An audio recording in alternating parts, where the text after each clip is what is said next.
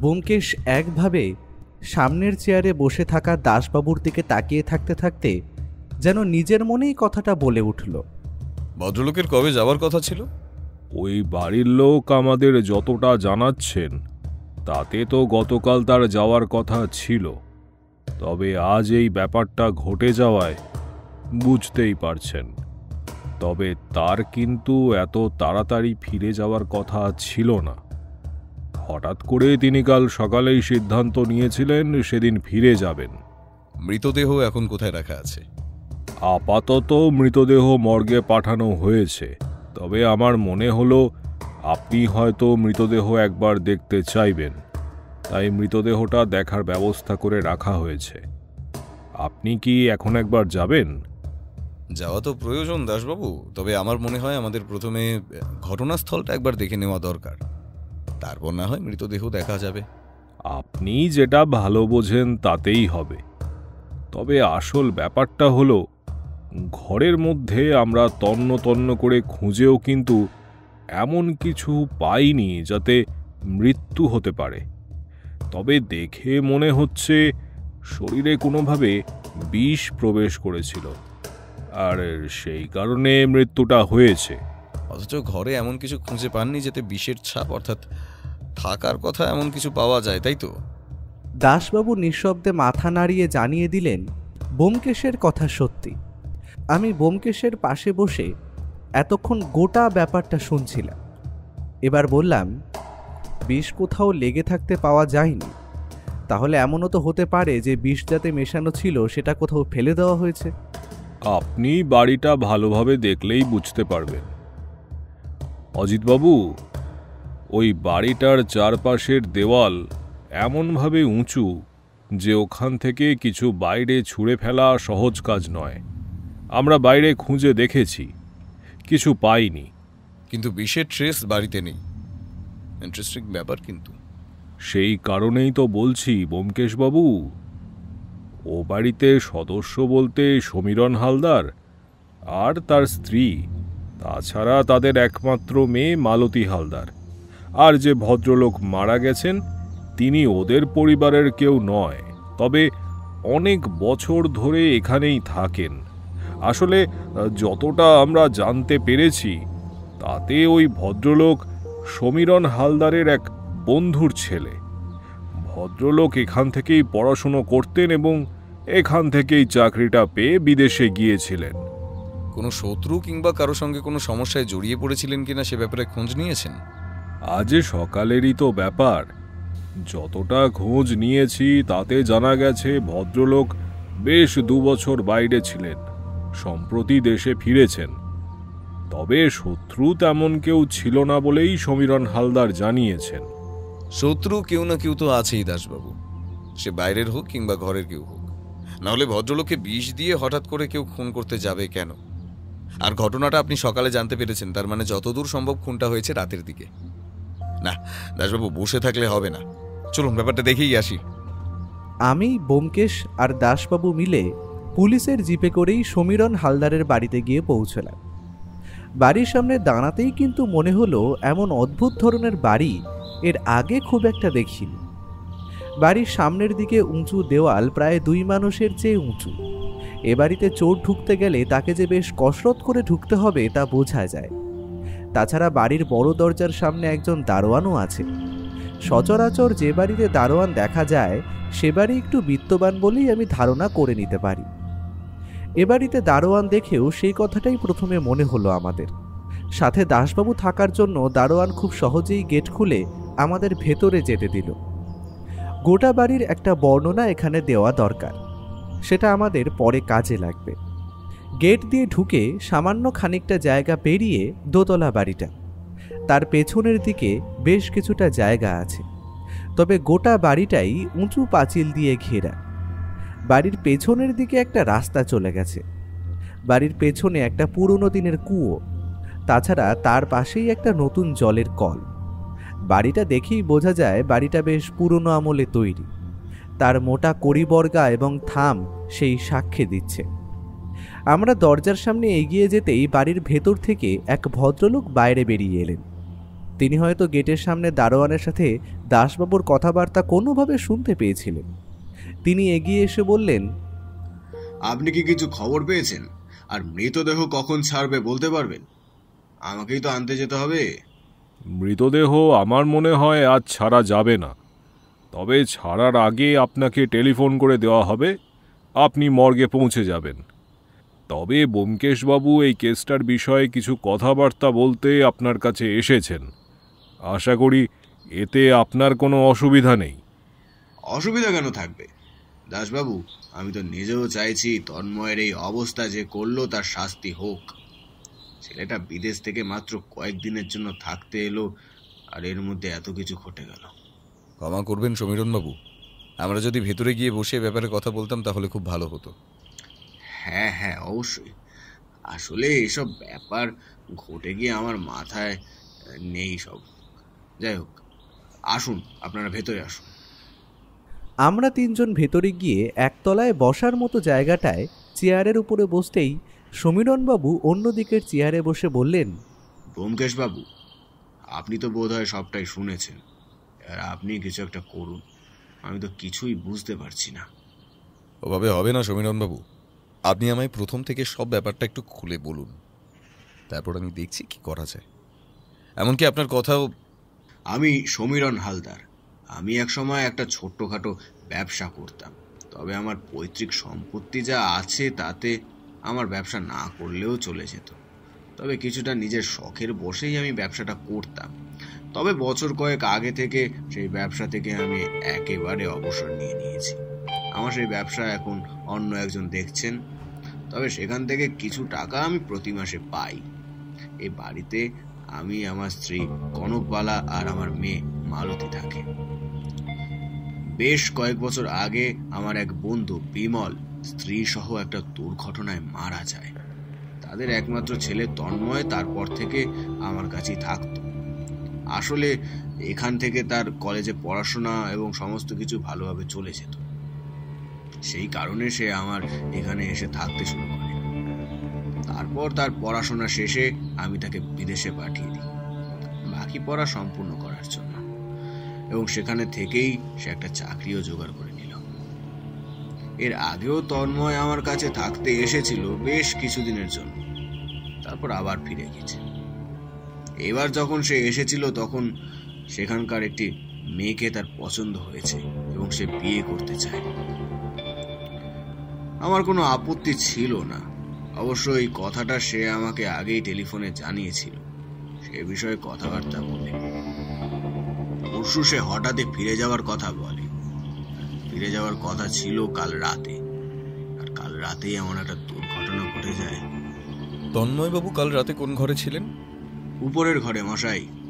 আসলে ওই ঘরটাতেই সে থাকতো, আর এখানে যতবার সে এসেছে ওই ঘরেই থেকেছে।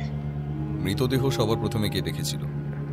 আমাদের বাড়ির সর্বক্ষণের যে কাজের লোক থাকে সে নিজেই দেখেছিল। আসলে সকালে বেশ তাড়াতাড়ি সে উঠে পড়ে, আর আজ যেহেতু তন্ময়ের ফিরে যাওয়ার কথা ছিল তাই সকালে তাকে ডাকতে গিয়ে দেখে এই অবস্থা। তারপর সে নিচে নেমে এসে আমাদের খবর দেয়। তারপর আমি, আমার স্ত্রী উপরে গিয়ে দেখি তন্ময় নিজের ঘরের বিছানায় শুয়ে আছে, তবে তার শরীরে প্রাণ নেই। তখনই আমরা একজন ডাক্তারকে খবর দিই। তার আগেই অবশ্য বুঝতে পেরেছিলাম যে সে মারা গেছে, তবু ডাক্তার এসে ব্যাপারটা নিশ্চিত করে জানায়, আর তিনিই বলে পুলিশে খবর দেওয়ার কথা। তারপরে আমরা পুলিশে খবর দিতেই দাসবাবু এখানে এসে সবটাই দেখেন। কাল রাতে আপনি যখন ঘুমোতে গিয়েছিলেন তখন তন্ময়বাবু কি করছিলেন? সে কাল রাতে তাড়াতাড়ি খাওয়া দাওয়া সেরে নিজের ঘরে ঘুমোতে চলে গিয়েছিল। আসলে আজকে তার যাওয়ার ফ্লাইট, আর তাছাড়াও অফিসের কিছু কাজকর্ম সেরে সে ঘরেই বসেছিল। তাকে শেষবার আমি দেখেছিলাম তার ঘরে বসে কাজ করতে। ঠিক কোন কোন ঘরে থাকে বলুন তো? উপরে আমাদের 3টে ঘর রয়েছে, তার মধ্যে একটায় থাকে আমার মেয়ে মালতী, অন্যটায় তন্ময় এলে থাকে, আর নিচে একটা ঘর, সেখানে আমি আর আমার স্ত্রী থাকি। অন্য একটা ঘরে সারাক্ষণ কাজের লোক থাকে। তাছাড়া ঘরের বাইরে দারোয়ান থাকে, আশা করি আপনি দেখেছেন।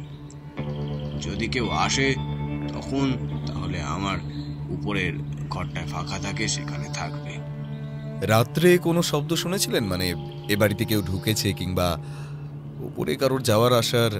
ব্যোমকেশবাবু, তবে আমার মেয়ে বলেছে যে সে নিজেও এসব কিছু শুনতে পায়নি। এমনকি তন্ময় ঘুমিয়ে পড়ার অনেক পরে নাকি সে ঘুমিয়েছিল। আসলে রাত জেগে তাকে অনেক পড়াশোনা করতে হয়, তাই তার ঘুমোতে অনেক দেরি হয়। তন্ময়বাবুর কোনো শত্রু থাকতে পারে বলে আপনার মনে হয়? ওর কোনো শত্রু থাকবে কি করে ব্যোমকেশ বাবু? আর তা থাকলে এখানে থাকবে কি করে? আসলে সে এখানে তো থাকেই না। যখন এখানে থাকতো তখন তার কোনো শত্রু ছিল বলে আমি জানি না, কারণ সে যথেষ্ট ভালো একজন ছেলে। আচ্ছা, আপনার কারোর উপর সন্দেহ হয় না? সমীরণবাবু এ কথার উত্তরে মাথা নাড়লেন। তিনি বুঝিয়ে দিলেন তার কারোর ওপর সন্দেহ হয় না। ঠিক সেই সময় তাদের বাড়ির কাজের লোক বোধহয় আমাদের জন্য চা নিয়ে এলো। আমরা চায়ের কাপ তুলে দিতেই দাসবাবু বললেন, মৃত্যুটা যে বিষের কারণেই হয়েছে সে ব্যাপারে আমরা নিশ্চিত, তবে বিষ শরীরে এলো কি করে সেটাই বুঝতে পারছি না। আসলে রাতের খাবার সবাই একসাথেই খেয়েছে, তাই সে খাবারে থাকলে তো সবারই অসুবিধা হওয়ার কথা। তন্ময়বাবু কোনো নেশা, মানে সিগারেট কিংবা অন্য কোনো নেশা যেটা তিনি নিজের ঘরে বসে করতেন? তার কোনো নেশা আছে বলে তো আমি জানতাম না। ঘরে বসে বসে সে নেশা করত তাহলে তো আমি বুঝতে পারতাম। কাল রাতে শেষবার তন্ময়বাবুর সঙ্গে কার দেখা হয়েছে?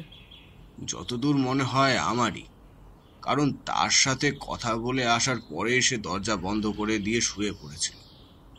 তারপর আর কেউ তার ঘরে তো যাবে না। কেউ তো গিয়েছিল সমীরণবাবু, না হলে তার কাছে বিষয়টা পৌঁছলো কি করে? আপনি কি একবার তন্ময়ের ঘর ঘুরে দেখতে চান ব্যোমকেশ বাবু? ব্যোমকেশ উঠে দাঁড়াতে দাঁড়াতে বলল, সে তো দেখতেই হবে, চলুন। আমরা চারজন মিলে দোতলায় উঠে তন্ময়বাবুর ঘরে গিয়ে পৌঁছলাম। সেই ঘরের দরজায় বন্ধই ছিল। সমীরণবাবু নিজের হাতে দরজা খুলে আমাদের ভেতরে নিয়ে গেলেন। সাজানো ছিমছাম একটা ঘর, এক পাশে বিছানা আর এক পাশে একটা চেয়ার টেবিল রাখা, তাছাড়া একটা আলমারি রয়েছে।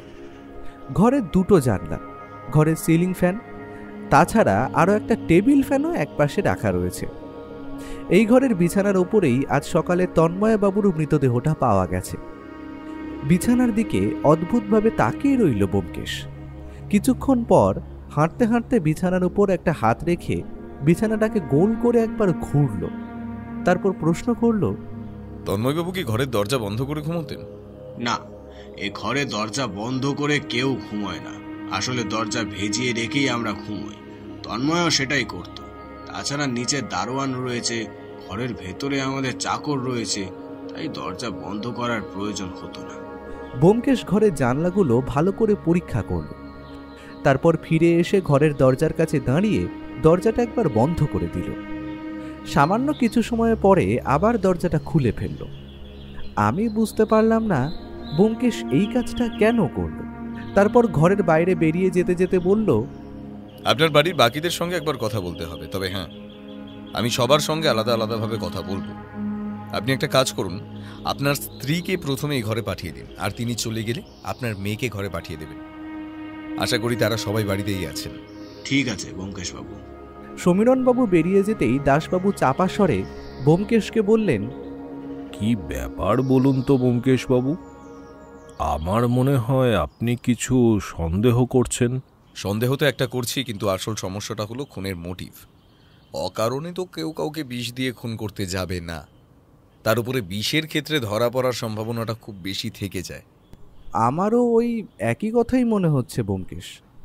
তন্ময়বাবু তো বিদেশে থাকতেন, তিনি কয়েকদিনের জন্য এখানে এসেছিলেন, আবার আজই ফিরে যাওয়ার কথাও ছিল।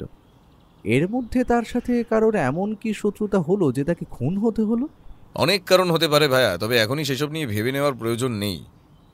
আগে সবার কাছ থেকে তাদের ধারণাটা শুনিনি, তারপর না হয় ভাববো। সমীরণবাবু বেরিয়ে যেতেই তিনি আমাদের ঘরে এসে ঢুকলেন। তাকে দেখেই বোঝা যায় তিনি সমীরণবাবুর স্ত্রী।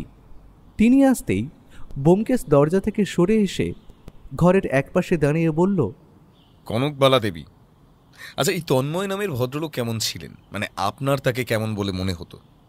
এই কথাটার আশা কনকবালা দেবী নিজেও করেননি। তাছাড়া আমি আর দাসবাবু ব্যোমকেশের প্রশ্ন শুনে একটু অবাক হয়ে গিয়েছিলাম। হঠাৎ এমন একটা প্রশ্ন ব্যোমকেশ করল কেন? তবে কনকবালা দেবী সামলে নিয়ে বললেন, তন্ময় ছেলে হিসেবে খুব একটা খারাপ ছিল না, তবে বুঝতেই পারছেন অজিতেশ বাবু, আমার বাড়িতে একটা মেয়ে রয়েছে, তাই ওকে এখানে রাখতে আমি প্রথমে একটু আপত্তি করেছিলাম বটে, তবে ছেলেটা পড়াশোনায় বেশ ভালো আর ছেলে হিসেবেও ভালো, তাই আর বেশি জোর করিনি। কাল রাতে শেষবার আপনার সঙ্গে তন্ময়ের কথা কখন হয়েছিল? খাবার সময় আমার সাথে দু একটা কথা হয়েছিল।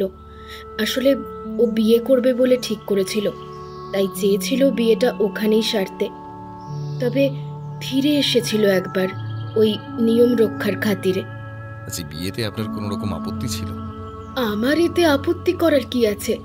সে সেখানে চাকরি পেয়েছে, সেখানেই থেকে যাবে বলে ঠিক করেছিল, আর সে সেখানে বিয়ে করবে যখন ভেবেছে তা তো ভালোই।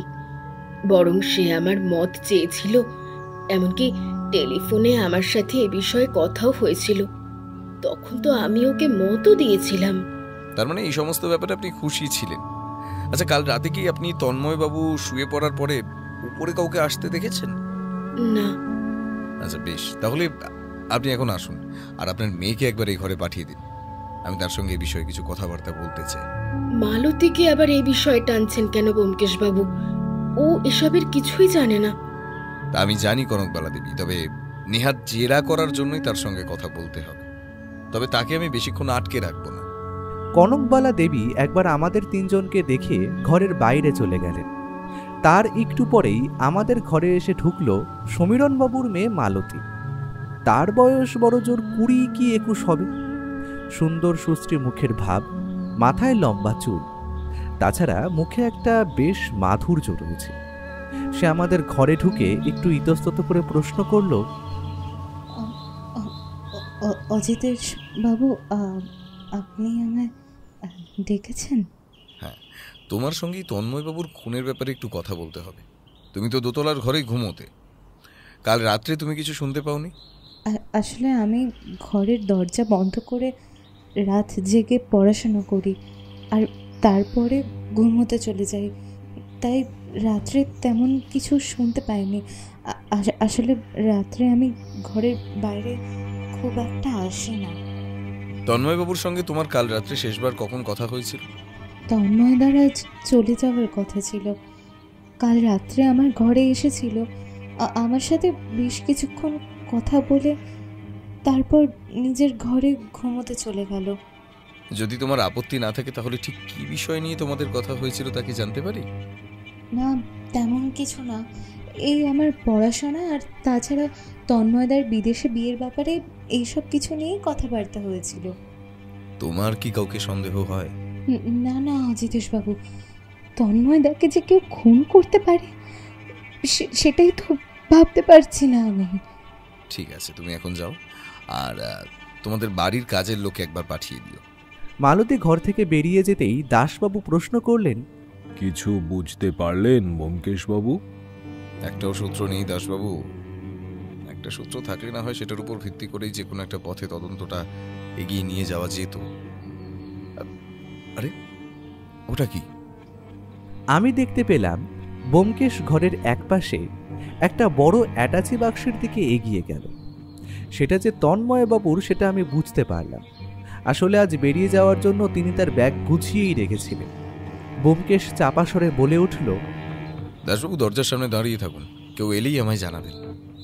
ব্যোমকেশ এরপর একটা অদ্ভুত কাজ করল। অ্যাটাচি বাক্সটা খুলে তার ভেতর জামা কাপড়, কাগজপত্র, বই, এটা ওটা ঘাঁটতে লাগলো। বেশ কিছুক্ষণ এভাবে ঘাঁটাঘাঁটির পর একসময় সেটা আবার গুছিয়ে রেখে বন্ধ করে দিল। আমার মনে হলো ব্যোমকেশ বাক্সের ভেতর থেকে কিছু যেন একটা তুলে নিয়ে তার জামার আড়ালে লুকিয়ে ফেলল। তারপর যেন কিছুই হয়নি এমন একটা ভাব করে দরজার সামনে এসে দাঁড়াতে নিচ থেকে এবারের কাজের লোককে আসতে দেখা গেল, যে আমাদের জন্য চা নিয়ে এসেছিল। ব্যোমকেশ তাড়াতাড়ি বিছানার একপাশে বসে পড়ল। আমরাও আর উপায় না দেখে বিছানার উপরে বসে রইলাম। লোকটা ঘরে ঢুকে হাত জোর করে আমাদের সামনে দাঁড়ালো। তোমার নাম কি? হরি স্যার। তুমি কতদিন ধরে বাড়িতে কাজ করছো?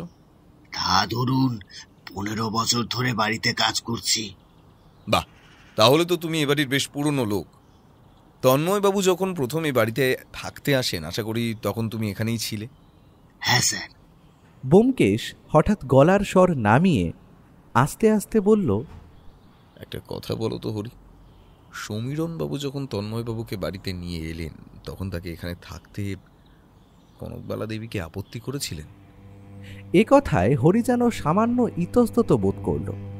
তাই দেখে ব্যোমকেশ বলল, তোমার কোনো চিন্তা নেই হরি, তুমি যা বলবে সেই কথাগুলো আমাদের তিনজনের মধ্যেই থাকবে, বাইরের কেউ জানতে পারবে না তুমি আমাদের কি বলেছ। হরি এ কথা শুনে যেন সামান্য ভরসা পেল।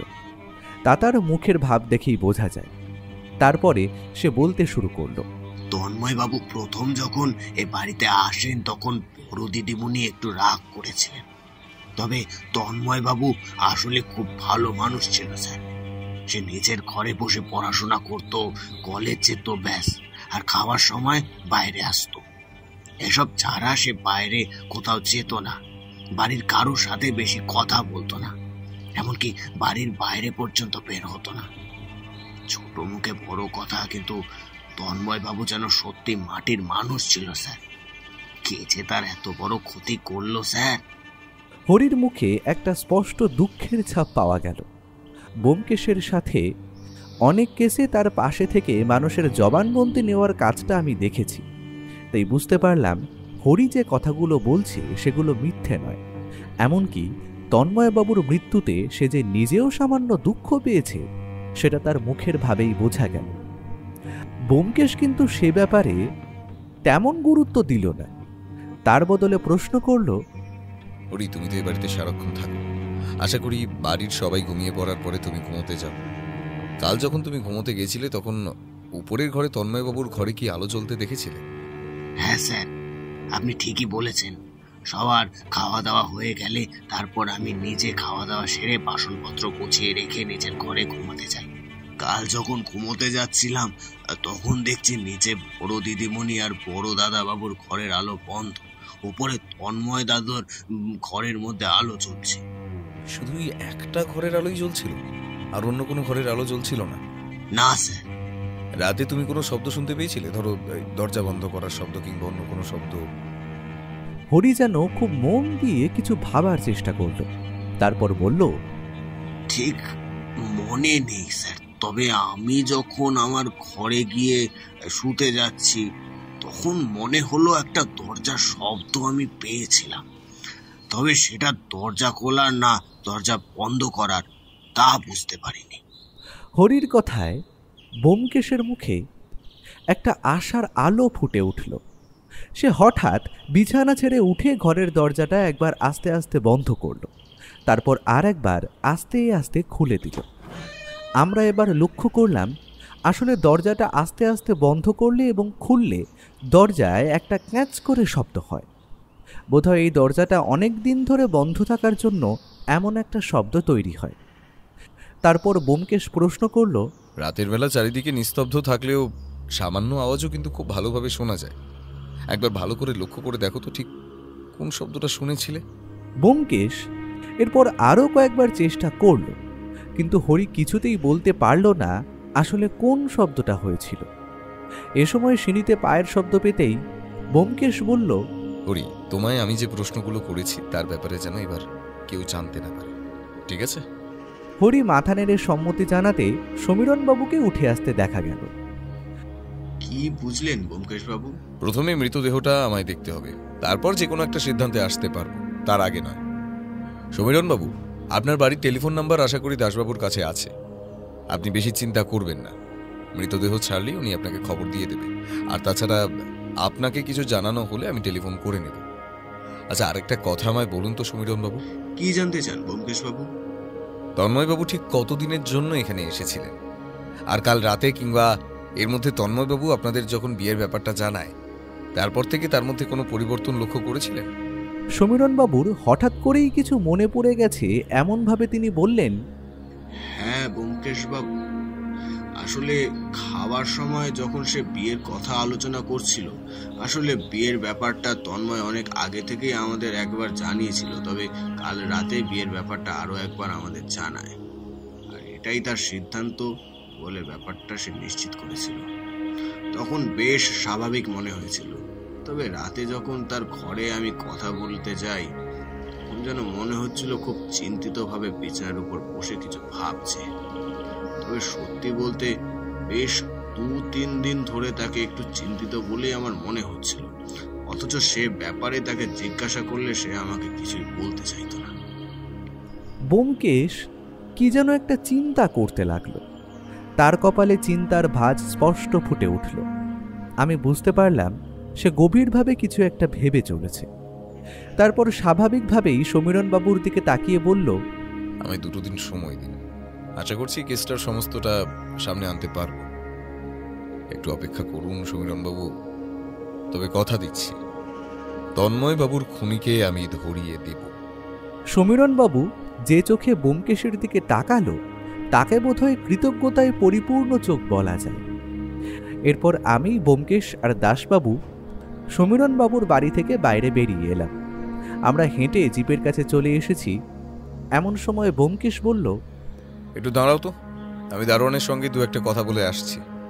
ব্যোমকেশ এগিয়ে গিয়ে দারোয়ানের সাথে বেশ কিছুক্ষণ কথাবার্তা বলতে লাগলো। আমরা দূর থেকে তাদেরকে লক্ষ্য করলাম, তবে তারা কি কথা বলছে তা বুঝতে পারলাম না। একসময় ব্যোমকেশ সেখান থেকে ফিরে এসে বলল, চলুন দাসবাবু, একবার তাহলে মর্গ থেকে ঘুরে আসি। আমাদের জিপটা সমীরণবাবুর বাড়ির কাছ থেকে মর্গের দিকে যাত্রা শুরু করলো।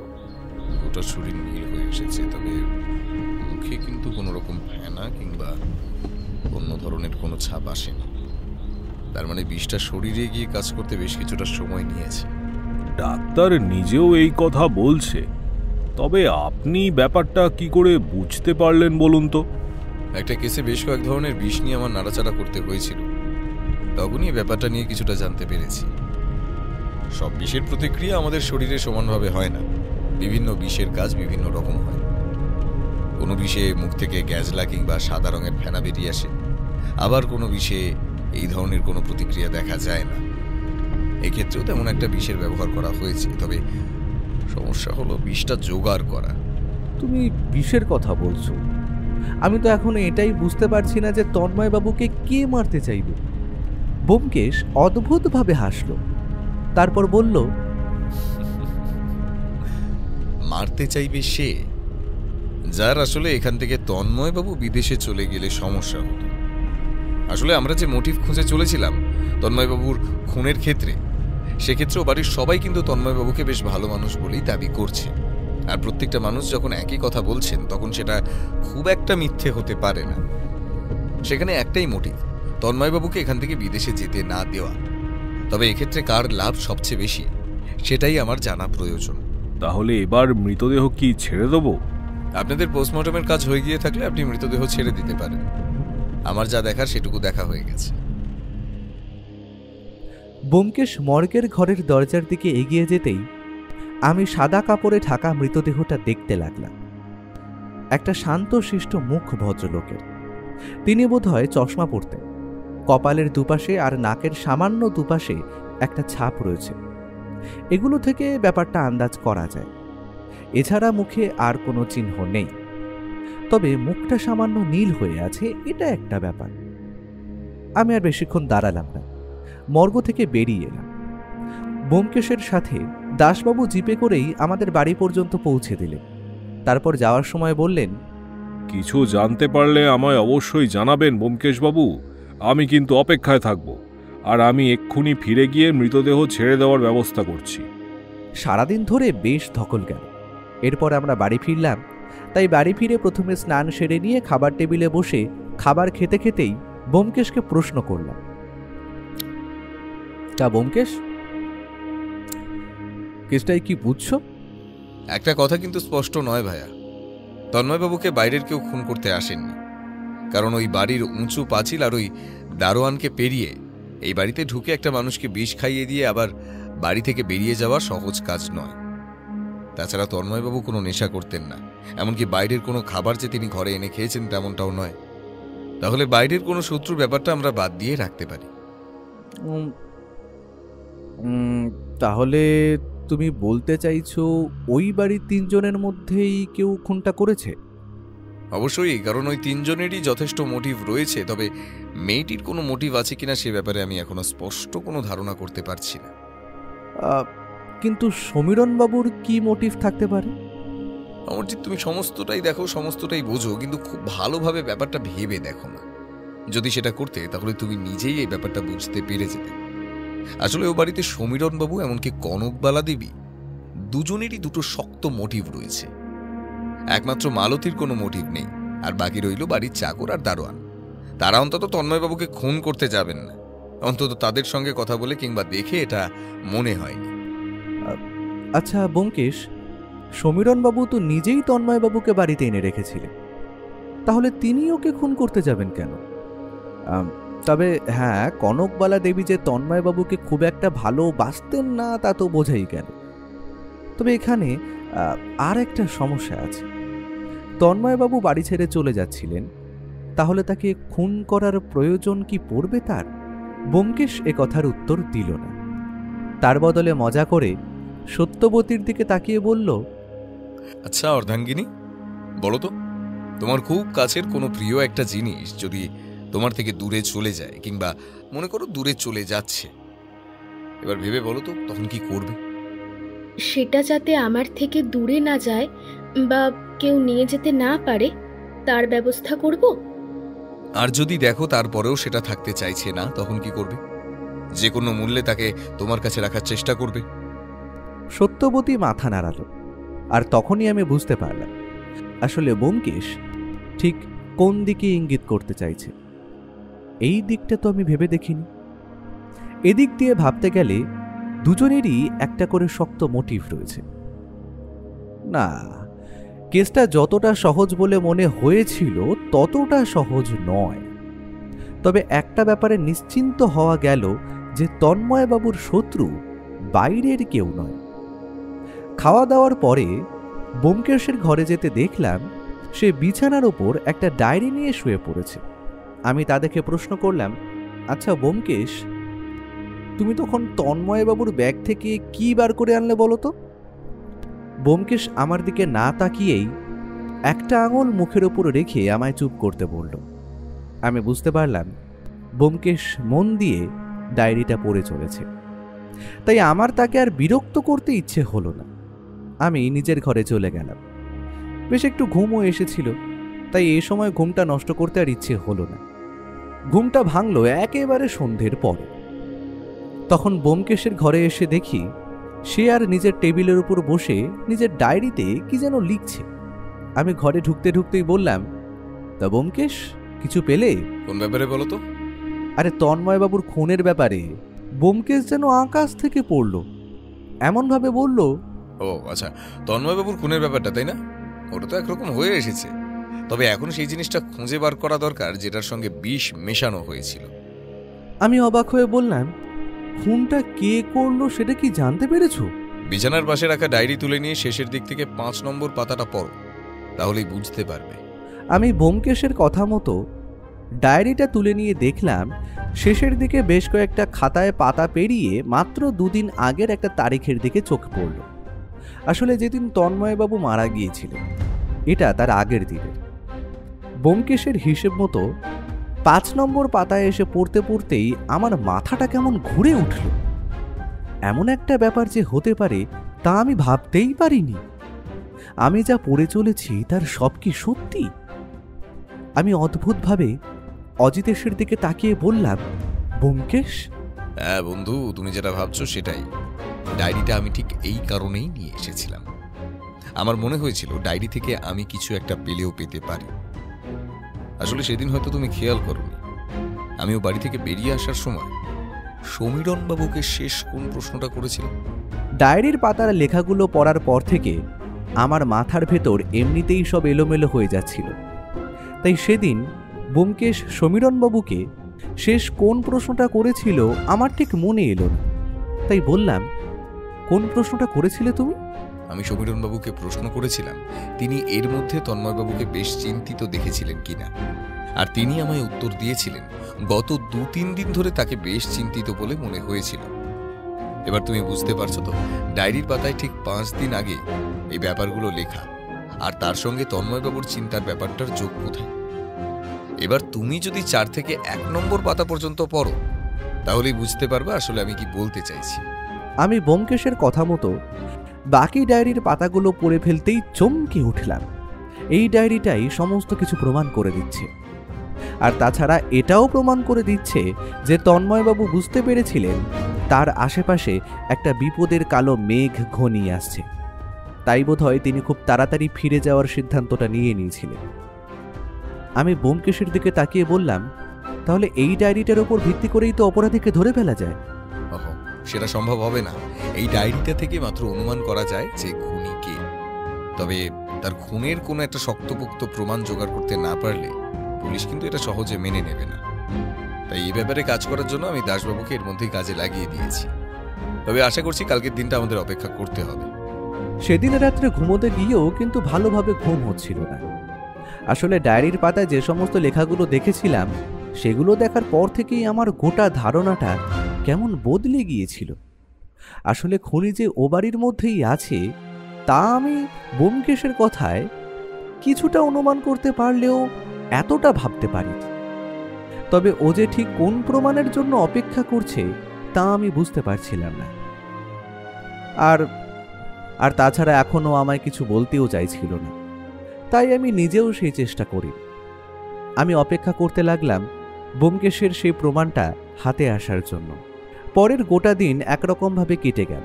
তবে সন্ধ্যের দিকে দাসবাবুর টেলিফোন আসার পরেই ব্যোমকেশের মুখটা সামান্য উজ্জ্বল হয়ে এলো। আর আমি বুঝতে পারলাম ব্যোমকেশ সেই শক্ত প্রমাণটা জোগাড় করতে পেরেছে। আরও নিজেও সন্ধ্যার দিকে আমার ঘরে এসে বলল, বন্ধু, সব অনুমান মিলে গেছে, সমস্ত কিছু তৈরি। কাল সকালে আমরা একবার সমীরণবাবুর বাড়িতে যাব। তবে একটা জিনিস কিন্তু এখনো বাকি রয়ে গেছে। কি বাকি আছে? পুলিশের ডাক্তার জানাচ্ছিল তন্ময়বাবু শেষ যেটা খেয়েছিলেন সেটা হলো একটা মিষ্টি। তবে সেদিন রাত্রে সমীরণবাবুর বাড়িতে সবাই কিন্তু খাওয়া শেষে মিষ্টি খেয়েছিলেন, অথচ তন্ময়বাবুর সেই মিষ্টিটাতেই বিষ ছিল। আর আমি সমীরণবাবুর সঙ্গে কথা বলে জানতে পেরেছি যে মিষ্টিটা ওরা সবাই খেয়েছিল। সেই সবকটা মিষ্টি এক বাটিতেই ছিল। তাই সেখানে তার প্রভাব পড়বে, তার মানে আলাদা করে বিষ মেশানো হয়েছিল। তবে এই বিষ এতটাই মারাত্মক যে এই বিষটা হাতে লাগলেও চামড়ায় সামান্য পার্থক্য লক্ষ্য করা যায়। তাই যতদূর সম্ভব খুনি বিষটা হাতে করে আনেনি, কিংবা মিষ্টিটাও হাতে করে না এনে কোনো কিছু একটার উপর রেখে এনেছিল। তাহলে সেই পাত্রটা গেল কোথায়? তার মানে তুমি বলতে চাইছো যে পাত্রে করে মিষ্টিটা তন্ময়বাবুকে খাওয়ানো হয়েছিল সেই পাত্রটাও খুঁজে পাওয়া যাচ্ছে না? সেটাই ভাইয়া, তোমার মনে আছে প্রথম দিন দাসবাবু বলেছিলেন ও বাড়ি থেকে কোনো কিছু বাইরে বার করা খুব একটা সহজ নয়, আর সেটা তুমিও বুঝতে পেরেছ। এবার আমার প্রশ্ন হলো, তাহলে এই বিষের শিশি কিংবা মিষ্টি নিয়ে যাওয়ার পাত্রটা কোথায় গেল? আশা করি ওই পাত্রটাকে আবার খাওয়ার কাজে বাড়ির বাসনপত্রের সঙ্গে মিশিয়ে ফেলবে না। সে বিষটা সম্পর্কে খুব ভালোভাবেই জানতো সে। একটা কথা আমার মনে পড়ছে, বুঝলে, তবে সেটা ঠিক কি না আমি জানি না। তোমার মনে আছে সমীরণবাবুর বাড়ির পেছনে একটা পরিত্যক্ত কুয়ো রয়েছে? ঠিক এই কথাটাই আমারও মনে হয়েছিল ভাইয়া। ব্রিলিয়েন্ট, তোমার বুদ্ধি খুলছে। চলো, এখন আর সময় নষ্ট করে লাভ নেই। কাল সকালে একেবারে সমীরণবাবুর বাড়িতেই এই রহস্যের জট খুলব না হয়। পরদিন সকালে আমরা গিয়ে পৌঁছলাম সমীরণবাবুর বাড়িতে। দাসবাবু বোধহয় আগেই কিছু বলে রেখেছিলেন, তাই আমরা যাওয়ার আগেই নিচের বসার ঘরে সমীরণবাবু, তার স্ত্রী কনকবালা দেবী এবং তাদের মেয়ে মালতী বসেছিল। তাছাড়া তাদের বাড়ির চাকর এবং দারোয়ান তখন ঘরেই ছিল। আমরা গিয়ে পৌঁছতেই সমীরণবাবু উদাস মুখে বললেন, ব্যোমকেশবাবু, জানা গেছে কিছু? সমস্ত কিছুই জানা গেছে সমীরণবাবু। তন্ময়বাবুকে যে খুন করেছে এবং ঠিক কী কারণে খুন করেছেন তার সমস্ত কিছুই জানা গেছে। তবে তবে বিশেষ শিশিটা আর যে পাত্রে করে তন্ময়বাবুকে মিষ্টি খেতে দেওয়া হয়েছিল সেই পাত্রটা আমার বোধহয় আপনাদের বাড়ির ঠিক পেছনে ফেলা রয়েছে। আমি দুজন পুলিশ কনস্টেবলকে পাত্র আর শিশিটা তুলে আনার কথা বলে এসেছি। আশা করি তার সঙ্গে খুনির হাতের ছাপ মিলে যাবে, তাই তো মালতী? আমি কি করে জানবো? তুমি তোমার কলেজের যে বন্ধুকে দিয়ে বিষটা আনানোর ব্যবস্থা করেছিলে তার কথা আমরা জানতে পেরেছি। এবং সে তন্ময়বাবু আসার আগেই বিষটা তোমার হাতে তুলে দিয়েছিল। তুমি সেটা রেখে দিয়েছিলে কারণ ভেবেছিলে সেটা হয়তো কাজে লাগতে নাও পারে, কারণ তুমি ভেবেছিলে তন্ময়বাবুকে বুঝিয়ে বললে তিনি হয়তো সব বুঝতে পারবেন। কিন্তু তন্ময়বাবু বুঝতে চাননি, তার বদলে তিনি তাড়াতাড়ি এখান থেকে চলে যেতে চেয়েছিলেন, আর সেই সুযোগটা তুমি তাকে দাওনি। এসব আপনি কি যাতা বলছেন ব্যোমকেশ বাবু? আমার মেয়ে তন্ময়কে মারতে যাবে কেন? সেটা আমার থেকে ভালো আপনার মেয়ে বলতে পারবে। তবে আমার মনে হয় আপনার মেয়ে তন্ময়বাবুকে কোনোভাবে ভালোবেসে ফেলেছিল, তাই তন্ময়বাবুর বিয়ে ঠিক হওয়ার পর থেকে ব্যাপারটা সে মেনে নিতে পারেনি। সে হয়তো তন্ময়বাবুকে সেদিন রাতে বোঝানোর জন্য তার ঘরে গিয়েছিল, আর তাই আপনাদের বাড়ির চাকর ঘুমোতে যাওয়ার সময় দরজা বন্ধ করার শব্দ পেয়েছিল। আসলে এই শব্দটা দরজা বন্ধ করার। আপনার মেয়ে বোধহয় রাগের মাথায় দরজাটা বন্ধ করেছিল জোরে, সেই শব্দ হরি পেয়েছিল। তাছাড়া বেশ সকালে বাড়ির পেছনের দিকে যেতে দেখেছিল আপনার বাড়ির দারোয়ান। তুই এটা করলি? হতেই পারে না, আমায় ফাঁসানো হচ্ছে, আমি এসব কিছুই করিনি। এত কিছুর পরেও অপরাধ স্বীকার করতে চাইছো না? তার মানে আমার মনে হয় ওই বিষের শিশি আর মিষ্টি নিয়ে যাওয়ার পাত্রে তোমার হাতের ছাপ পাওয়া যাবে না। বোধহয় কাজটা তুমি গ্লাভস পরে কিংবা বাটিটা অন্য কিছু দিয়ে ধরে করেছিলে। তবে তন্ময়বাবুর ডায়েরিতে কিন্তু তোমার ব্যাপারে অনেক কিছুই লেখা রয়েছে, আর সেটা দেখে আমার প্রথম সন্দেহটা তোমার উপরে হয়েছিল। তারপর আমি কাল সারা দিন ধরে তোমার কলেজ এবং আশেপাশের সমস্ত ব্যাপারে খোঁজ খবর নিয়েছি। এখনো স্বীকার করে নাও মালতী, তোমার বাঁচার কিন্তু কোনো রাস্তা নেই। মালতী বেশ কিছুক্ষণ মাথা নিচু করেই রইল, তারপর বলল, হ্যাঁ হ্যাঁ হ্যাঁ হ্যাঁ, আমি করেছি। কেন করব না শুনি? হ্যাঁ, কেন করব না? আমি তন্ময়দাকে ভালোবাসতাম, আর তন্ময়দা আমাকে ছেড়ে অন্য কাউকে বিয়ে করে নেবে, সেটা সেটা আমি আমি আমি কি করে হতে দেব? তাই আমি মনে মনে ঠিক করে নিয়েছিলাম, তন্ময়দা যদি আমার না হয় তাহলে তন্ময়দাকে আমি আর কারোর হতে দেব না, কারণ না। তাই সেদিন রাতে মিষ্টির সঙ্গে বিষটা মিশিয়ে তন্ময়কে খেতে দিয়েছিলে। আমার মনে হয় তুমি তাকে বলেছিলে তুমি যা করেছো তার জন্য দুঃখিত, সবকিছু তুমি মেনে নিচ্ছ, আর তাই সে কোনো সন্দেহ না করে তোমার হাত থেকে মিষ্টিটা খেয়েছিল। তাতেই তার বিপদ ঘটে যায়। বিষটা খুব একটা তাড়াতাড়ি কাজ করে না, খানিকটা সময় নেয়। তাই তন্ময়বাবু নিশ্চিন্ত হয়ে ঘুমিয়ে পড়েছিলেন, আর ঘুমের মধ্যেই গোটা ব্যাপারটা ঘটে যায়। ব্যোমকেশের কথায় সমীরণবাবু এবং কনকবালা দেবী ভেঙে পড়েছিলেন। সমীরণবাবু প্রায় কাঁদতে কাঁদতে বললেন, একবার তো আমাদের সবটা বলতে পারতি, আমরা তো এখানেই বেঁচে ছিলাম নাকি? কেন এটা করতে গেলি? আমি অবাক হয়ে তাকিয়ে দেখলাম মালতীর মুখটা কেমন শক্ত হয়ে এসেছে। সে কিন্তু অন্যান্যদের মতো ভেঙে পড়েনি, তার চোখে জলের বিন্দু নেই। হঠাৎ করে এমন একটা ব্যাপার ঘটে গেল যে আমরা স্তম্ভিত হয়ে গেলাম। চোখের পলকে মালতীর বাঁ হাতে উঠে এলো একটা বিষের শিশি। সেই বিষের শিশি থেকে তার ভেতরের তরল পদার্থটা হঠাৎ করেই সে হাঁ করে গিলে ফেলল। এটা দেখে সমীরণবাবু আর ব্যোমকেশ তাড়াতাড়ি তাকে হাঁ করিয়ে মুখ থেকে জিনিসটা বার করার চেষ্টা করতে লাগলেন, কিন্তু ততক্ষণে তা খাওয়া হয়ে গেছে। গোটা ঘটনায় আমরা সকলেই স্তম্ভিত হয়ে গিয়েছিলাম। তারপরেও তাকে হাসপাতালে নিয়ে যাওয়ার ব্যবস্থা করা হলো, কিন্তু পথেই সে মারা গেল। গোটা ঘটনাটা যে এমন একটা পরিসমাপ্তি হবে তা আমি ভাবতেও পারিনি। বাড়ি ফেরার পথে সমীরণবাবু ব্যোমকেশের দুটো হাত শক্ত করে ধরে কাঁদতে কাঁদতে বলেছিলেন, কি হয়ে গেল ব্যোমকেশ বাবু, কি হয়ে গেল? সব হারালাম আমি, সব। ব্যোমকেশ সমীরণবাবুর হাত শক্ত করে ধরে বলেছিল, দেখুন, যা হওয়ার সেটা তো আপনাকে মেনে নিতে হবে। এখন আপনি নিজেকে শক্ত করুন, সেটা তো আর আমাদের এখন কিছু করার নেই। সমীরণবাবু আর কনকবালা দেবীকে বাড়ি পৌঁছে দিয়ে আমরা বাড়িতে ফিরে এসেছিলাম। মালতীর মৃতদেহ পুলিশ নিয়ে গিয়েছিল। এমন একটা ঘটনার পর আমরা বাড়ি ফিরে নিজেদের ঘরে চেয়ারের উপরে থম মেরে বসেছিলাম। বৌঠান আমাদের ঘরে এসে ঢুকে আমাদের মুখ দেখে বলল, এই কি হয়েছে বলো তো? আমি আর ব্যোমকেশ দুজনেই বেশ কিছুক্ষণ চুপ করে রইল। তারপরে ও বলল, এই মেয়েটা যে এতটা শক্ত, এতটা সাহসী আমি ভাবতে পারি। ভাবতে পারলে আগে থেকে অন্তত কিছু একটা ভেবে রাখতাম। এরকম মেয়ে আমি খুব কমই দেখেছি, বুঝলে। আমাদের চোখের সামনে মেয়েটা আত্মহত্যা করে ফেললো, অথচ আমরা কিছুই করতে পারলাম না। বৌঠান আমাদের দুজনের মুখের দিকে তাকিয়ে রইল, কিন্তু কিছু উত্তর দিতে পারল না।